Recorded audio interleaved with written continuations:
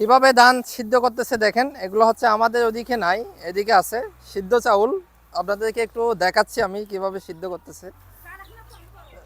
না, দেন দেন, সমস্যা নাই, দিতে পারবেন। আপনাদের কাছে আপনাদের করেন। অনেক কষ্ট করতে হয়, অনেক কষ্ট করার পরে সিদ্ধ চাউলটা হয় আর কি। আতপ চাউলে এত কষ্ট নাই, কিন্তু সিদ্ধ চাউল করতে গেলে অনেক কষ্ট। এগুলো হচ্ছে প্রাচীন পদ্ধতি। দেখেন আর কিছুদিন পরে মনে হয় এরকম পদ্ধতি থাকবে না। ডিজিটাল আধুনিক কোনো প্রযুক্তি চলে আসবে, তখন এই প্রযুক্তিটা থাকবে না।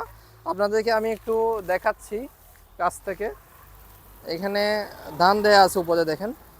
আর প্রচুর পরিমাণ জাল দিতে হয়, আর প্রচুর কষ্ট করতে হয়।